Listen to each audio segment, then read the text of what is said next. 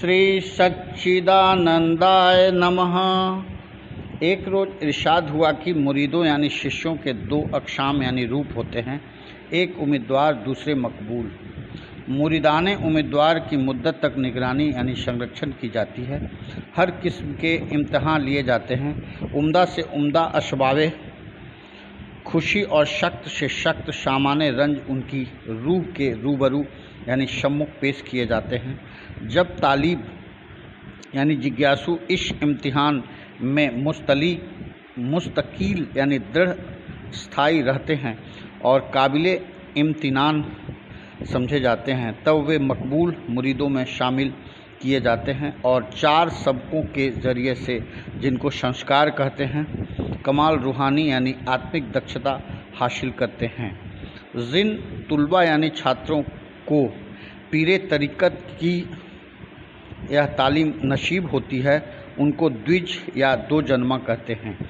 एक जन्म तो इंसान का वालिदैन यानी माँ बाप से होता है, दूसरा मुर्शिद कामिल यानी दक्ष गुरु से, कि जिसके ज़रिए से रूह इंसानी यानी मानव आत्मा आलमे बाला यानी परलोक में पैदा होकर उन चार शब्दों के ज़रिए से मुकम्मल हो जाता है। यह दिमागी यानी जिस्म कशीफ में नहीं होते, बल्कि रूहानी यानी अजशामे लुफ्त यानी आनंदमय तत्व में होते हैं।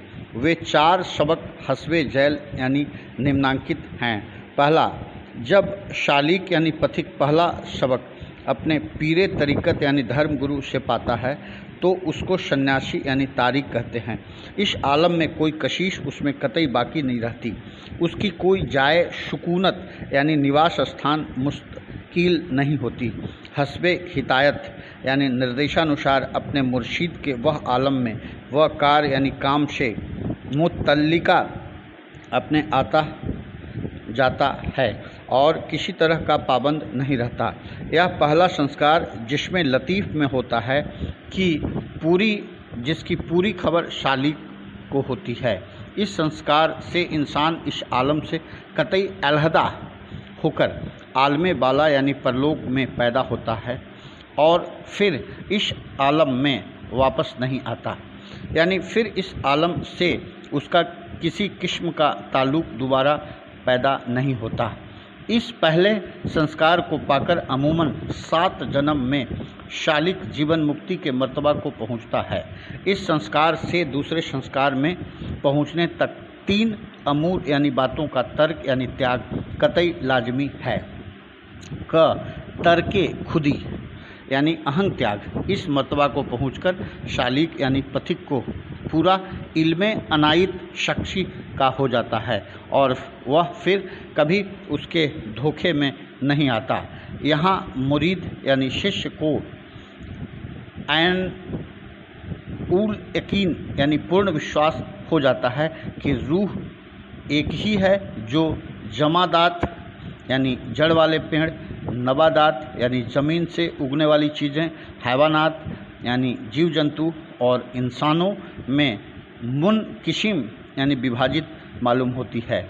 जब शालिक की चश्मे वशीरत यानी अंतः चक्षु वा यानी खुली होती है और उसको रूह का पूरा इल्म होता है, तब खुदी बातिला यानी अहंग भ्रम कतई फना होती है। तर्के तवाहम व इस्तबाह यानी संदेह त्याग। जब शालिक को ऐन उल यकीन यानी पूर्ण विश्वास हो जाता है, तो फिर चूँ चरा का मुकाम नहीं रहता। आलमे बाला का सही इल्म उसको हासिल होता है और महज दिमागी इल्म तकलीदो इस्तदलाल यानी अनुसरण एवं दृढ़ता पर मबनी यानी आधारित नहीं रहता। यहाँ पहुंचकर कर्म व तनाशुख यानी आवागमन के कवानीन यानी कानून की बाबत शुबह बाकी नहीं रहता। जीवन मुक्तों और कामिलैन यानी दक्ष पुरुषों के वजूद का और उनकी हिदायत का पूरा इल्म हो जाता है। तर्के तशुब यानी कट्टरता त्याग। इससे हमेशा की रिहाई होती है। मसाइले ज़ाहिरी यानी बाहरी समस्याओं को छोड़कर हकायके बातिनी यानी अंतः सत्य को महसूस करता है।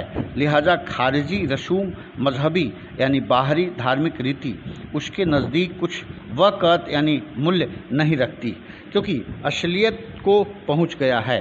मगर याद रहे कि इस रुतबा को पहुंचने से कल्ब यानी पहले ये रसूम यानी प्रथाएं ज़रूरी हैं कि जिनके ज़रिए से तरक्की होती है। दूसरी मर्तबा यानी स्थान पर तालिब यानी छात्र कुटी चक्की यानी कुटी बनाने वाला कहलाता है। कुटी से मुराद कुटी वातनी है, न कि ज़ाहरी। यहाँ तालिब का दायराए खिदमत यानी सेवा क्षेत्र वसीय यानी व्यापक हो जाता है, यानी आलम ज़ाहिरी यानी दृष्ट संसार तक ही महदूद यानी सीमित नहीं रहता, बल्कि आलम हाय बाला यानी परलोक में भी उससे काम लिया जाता है। वजाए जिसमें कशीफ यानी मलिन शरीर के अज शामे लतीफ़ से भी काम वह करता है। मगर जब तक तालीब के कवाए वातनी यानी अंतः शक्तियाँ कार आमद न हों और चश्मे वशीरत यानी अंतः चक्षु न खुले और कुंडलनी शक्ति न जागे, तब तक उसमें जिसमें कशीफ को छोड़कर अज शामे लतीफ़ में जाने और काम करने की कुव्वत पैदा नहीं होती। बस कुंडलनी शक्ति का जागना इस मौका पर लाजमी होता है। जब कुंडलनी शक्ति जागती है तो आलमे ज़ाहिरी और बातिनी के दरमियान जो पर्दे हाइल यानी पड़े थे वे उठ जाते हैं और इसमें कशफो करामात की कुव्वतें पैदा होती हैं, जिनको सिद्धि कहते हैं। जो लोग कब्ल अज बेक कुनी ए खुदी यानी अहंकार दबाने से पहले इन पर्दों को उठाने की कोशिश करते हैं, वे सख्त मुसीबत में गिरफ्तार हो जाते हैं। तंत्र की किताबों में इन पर्दों को उठाने और सिद्धि हासिल करने के तरीके लिखे हैं। उनके मुताबिक अमल करने से सिद्धियां हासिल हो जाती है, मगर बजाय फ़ायदा के उनसे नुकसान होता है। ऐसे अशख़ास यानी लोगों की सेहत जिस्मानी व दिमागी में फ़र्क आ जाता है और बाज़ औक़ात यानी कभी कभी वे दफ़ातर उल अक्ल यानी विक्षिप्त हो जाते हैं, क्योंकि वे कब्ल अज पुख्तगी यानी पकने से पहले नखले हयात यानी जीवन फल से कच्चे फल तोड़ने की कोशिश करते हैं और बिला यानी बिना तहारत व शफाई यानी शुद्धि स्वच्छता कलब यानी हृदय इस मवदुलम अवदैन में कदम रखना चाहते हैं। इस मुकाम की ऐसी पाक हवा है कि वहाँ कोई नापाक शय ठहर नहीं सकती। सिर्फ पाक व शाफदिल मुरीद अपने मुर्शिद की ज़ेरे हिदायत इस मबद यानी उपासना गृह में बेखबर यानी निडर पहुँच सकता है।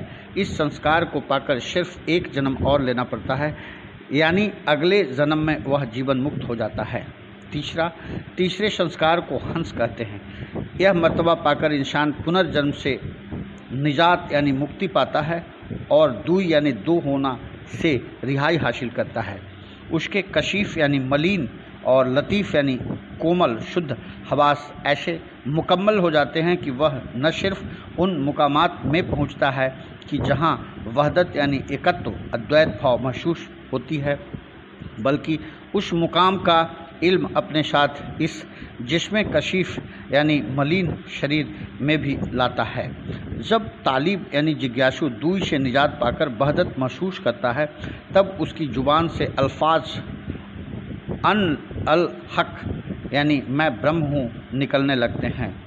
मन तू शुदम तू मन सुदी, मन तन शुदम तू जा शुदी, ताकस निगोयद बाद अजी, मन दी गरम तू दी गरी। अर्थ मैं तू बन गया हूँ, तू मैं बन गया है, मैं तन बन गया हूँ और तू उसकी जान बन गया है, ताकि इसके पश्चात संसार यह न कह सके कि तू है और मैं मैं हूँ। यही आलम यानी स्थिति हो जाता है। अगर रग़बत यानी मोह और नफ़रत का असरे अशरीर भी बाकी है तो वहदत के इल्म से वह कतई दूर होता है और ज़ाहिरी तफरीक यानी ऊपरी भिन्नता जो आलम में नज़र आती है फिर उसको अपने करीब नहीं ला सकती। न सिर्फ दुनियावी बल्कि रूहानी ख्वाहिशात भी ऐसी ही लतीफ़ क्यों न हो जिनमें तफरीक यानी भेदभाव का ताल्लुक़ बाकी है, फ़ना हो जाती है। जो शख्स इस बुलंदी यानी ऊंचाई पर पहुंचता है ख्याल में भी अपने तय औरों से जुदा नहीं कर सकता, लिहाजा वह जाति रूहानी ख्वाहिशों से भी मुबर्रा यानी मुक्त हो जाता है।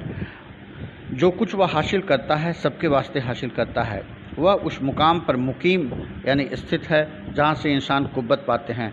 बस जो कुछ उसको हासिल होता है वह सबको हस्बे ज़र्फ़ यानी सामर्थ्य के अनुसार उसमें शरीक करता है।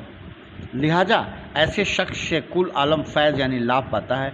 वे ब्रह्म की हालत को पहुंच जाते हैं और इसलिए ब्रह्म के हर ज़हूर में शरीके हाल होते हैं। चूँकि उनकी दुई मिट जाती है लिहाजा उनमें रग़बत यानी रुचि किसी खास कौमी मिलत से बाकी नहीं रहती। भगवत गीता में ऐसे अशखास यानी लोगों को समदर्शी कहा जाता है। कहा है कि जो ज्ञानी ब्राह्मण और कुत्ते के दरमियान कुछ फ़र्क नहीं देखते, उनकी नज़रों से हर शय ब्रह्म ही मालूम होती है। हमको द्वैत दृष्टि नहीं आती, हमको द्वैत दृष्टि नहीं आती, जहाँ देखो तह यही आत्मा, पिता पुत्र और नाती, ब्राह्मण वैश्य शूद्र सब यही नाम मात्र बिलगाती, हमको द्वैत दृष्टि नहीं आती। यही देवता यही देवालय, पुष्प धूप यही बाती, पूजन वाली यही आत्मा, यही आप पुजाती, हमको द्वैत दृष्टि नहीं आती। अंडज पिंडज स्वेदज उद्भज सकलो यही जाति, यही कारण कारज भी यही दूसरे उकसाती, हमको द्वैत दृष्टि नहीं आती। राम याद विचार निर्भय हो, काश करूं संघाती, सच्चिदानंद प्रकाश हुए जब, तब है भरम न साती, हमको द्वैत दृष्टि नहीं आती। जो कोई इनके करीब आते हैं उनके तहरम ख्वानी यानी दया भाव के असर को महसूस करते हैं।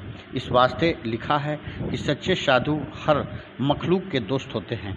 दिल उनका जात बारी यानी प्रभु के साथ रहता है और वदीन वजह यानी इस कारण से इस कद्र वशीय यानी विशाल हो जाता है कि हर शय उनके अहाताए मोहब्बत यानी प्रेम क्षेत्र में आ जाती है।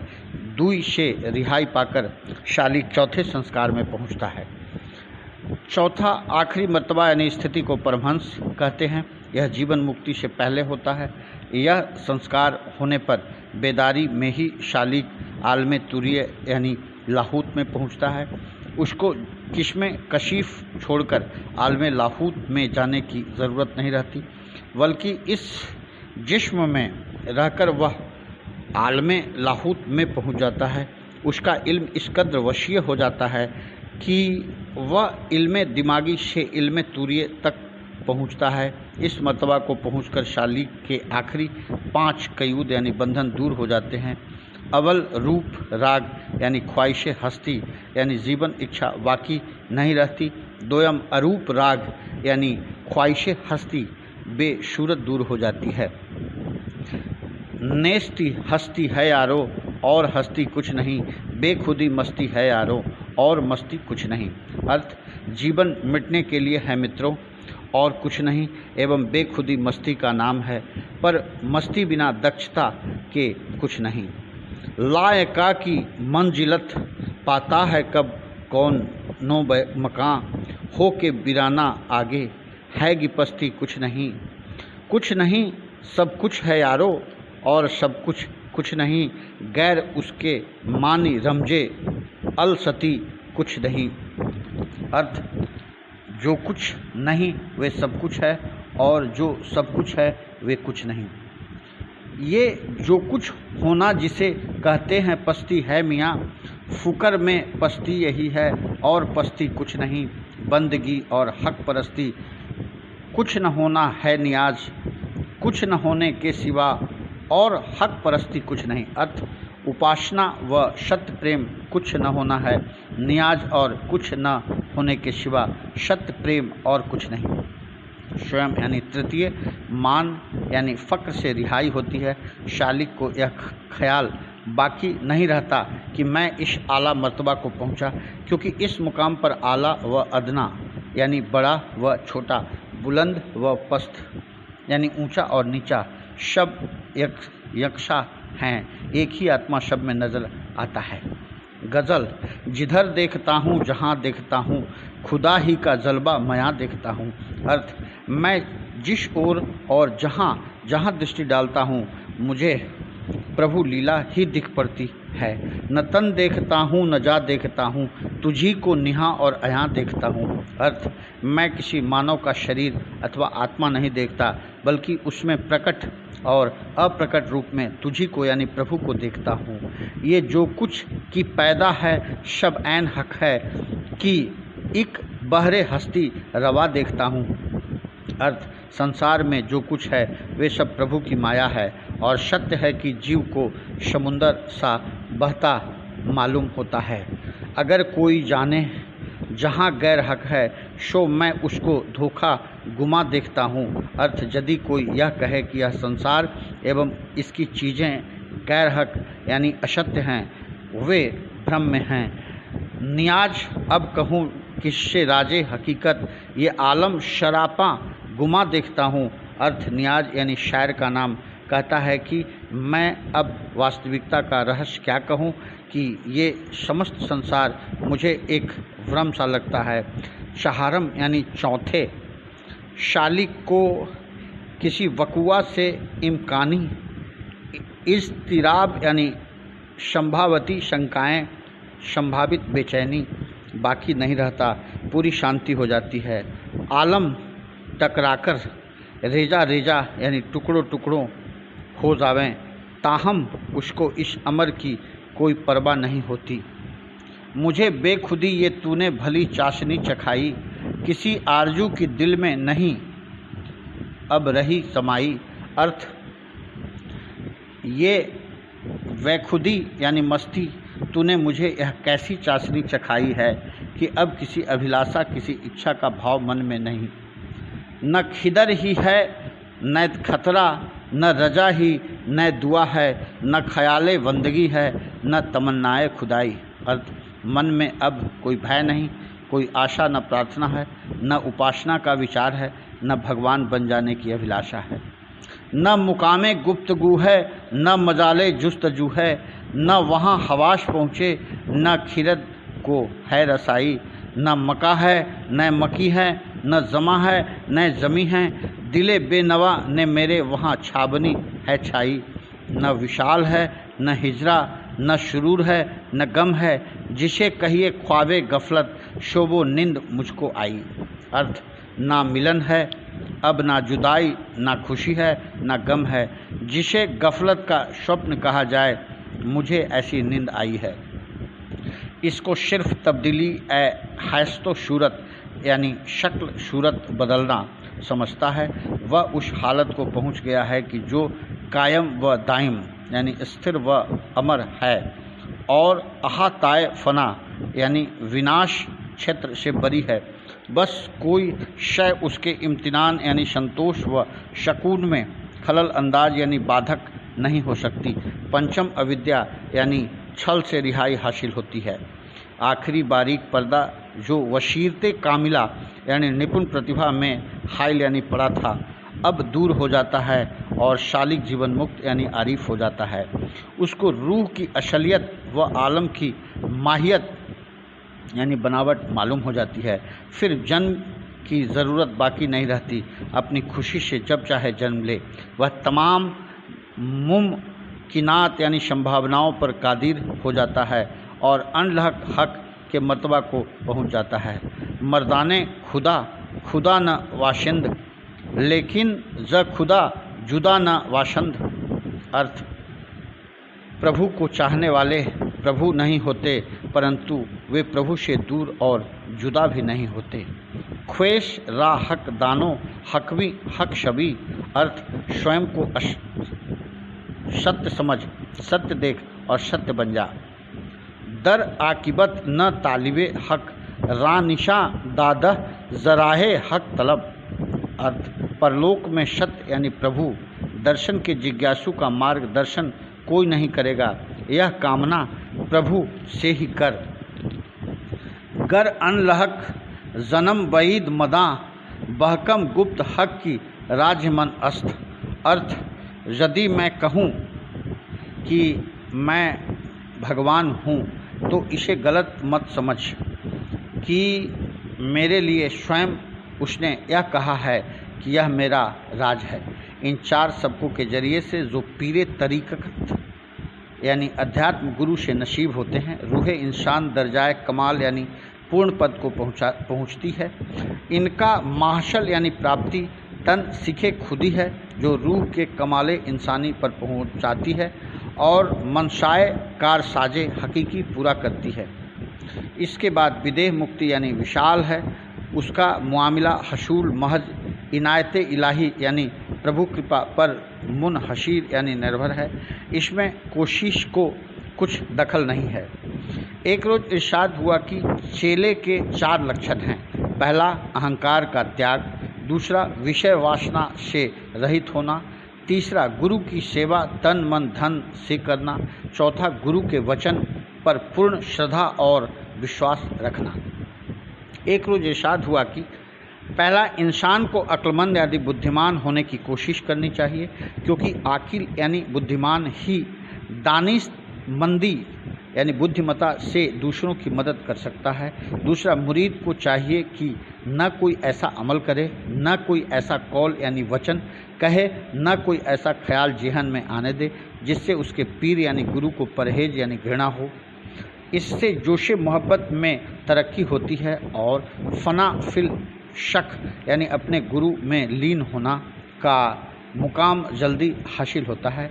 तीसरा, हर वशर और हर शय में वज़ाहिर यानी प्रकटतः चाहे कुछ भी नक्श यानी दोष क्यों न हो, लेकिन उनके वातीन यानी मन में जो शिफाते इलाही यानी दैविक गुण मौजूद हैं, उन पर हमेशा नज़र रखे। चौथा, तुम्हारा जिस्म बतौर सवारी या घोड़े के हैं, जिस पर तुम सवार होते हो, लिहाजा इससे अच्छा सलूक करना चाहिए और इसकी ताकत से ज़्यादा काम इससे न लेना चाहिए। पाँचवा, कलाम यानी वचन करने से पहले देखो कि तुम्हारा कलाम सही, शीरी यानी मीठा और मुफीद होगा। शब्द रतन अनमोल है, जो कोई जाने बोल, हिया तराजू तोल के पीछे मुख से बोल। छठा, किसी शय पर अपना मालिकाना हक न समझो। मुमकिन है कि तुम्हारे कर्मों की बदौलत तुम्हारी मरगुबे यानी मनोवांछित खातिर चीज़ें शलब यानी छीन लेना कर ली जाए, यहाँ तक कि वे लोग जिनसे तुम बेइंतहा मानुष यानी परिचित हो, तुमसे जुदा कर दिए जाएं। इन तमाम हालातों में तुमको मशरूर यानी मस्त रहना चाहिए। रंज व मशाइब यानी संकट, इमराजो नुकसानात यानी रोग हानि, शब नापायदार यानी अस्थिर व हेच यानी तुच्छ हैं। सातवां, अजमत यानी शान खुदा ही के लिए है। तमाम कार्य अजीम यानी महान कार्य उसके हुक्म से होते हैं और अंजाम पाते हैं। अहंकार फिजूल है। आठवां, कुदरत के कवानीने यानी नियम बातनी जानने की कोशिश करो और जब उनका इल्म हो जाए तो अपनी अक्लों फ़हम यानी सूझबूझ की मदद से अपना निज़ाम हयात यानी जीवन क्रम उनके मुताबिक कर लो। 9वां, जाति यानी निजी मुतफ़त यानी लाभ की ख्वाहिश में फ़ना होने के बाद ही अपने अफ़ाले नेक यानी शुभ कर्मों के नताइज देखने की आरज़ू कायम रहती है। 10, जो शख्स अपनी मदद की अहमियत और मिक़दार यानी मात्रा दूसरों को जताना चाहता है, उसका एतक़ाद खाम यानी मिथ्या होता है। एक रोज़ इरशाद हुआ कि गू अंधियारे जानिए, रू कहिए प्रकाश, मेट अज्ञान ही ज्ञान दे, गुरु नाम ही ताश। यानी अंतर के अंधकार और अज्ञान को मिटाकर प्रकाश यानी ज्ञान दे, वही गुरु है। गुरु के 4 लक्षण हैं। पहला, पूर्ण भक्ति करके संपन्न हो। दूसरा, अपने धर्म ग्रंथ शास्त्रों वेदों को समझने वाला हो। तीसरा, समदृष्टि यानी ईश्वर को सब में व्यापक एक समान देखने वाला हो। चौथा, चेले को ईश्वर से मिलाने, भक्ति में लगा देने और उसकी शंकाओं को दूर करने में समर्थ हो। इन 4 लक्षणों वाला गुरु ऐसा होना चाहिए कि जिसके अंतःकरण में विषय वासना से उपरामता आ गई हो, अपनेपन को जिसने वश में कर लिया हो, सब जीवों के कल्याण की चिंता हो यानी परोपकारी हो, वेद शास्त्रों के आशय को खूब समझता हो और दूसरों को समझा सकता हो, वही गुरु पद का अधिकारी है। ऐसे शख्स सत और असत को खूब समझते हैं, अपने स्वरूप का ज्ञान संशय रहित धारण करते हैं। वे जानते हैं कि समस्त संसार मेरा ही रूप है। आत्मा को छोड़ कभी उनमें द्वैत दृष्टि नहीं आती। श्रद्धा, भक्ति, प्रेम, शौर्य वगैरह दैविक गुणों के स्वरूप ही होते हैं। एक रोज़ इरशाद हुआ कि क्षत्रिय वह है जो सिर्फ शास्त्र को जानता है और निष्ठावान वह है जो केवल ब्रह्म को जानता है। क्षत्रिय और निष्ठावान जो गुरु हैं वे शास्त्र को भी जानते हैं और ब्रह्म का भी साक्षात्कार उनको है। उन्हीं को सद्गुरु कहते हैं। ऐसे सद्गुरु ही दूसरों को आत्मा का साक्षात्कार करा सकते हैं।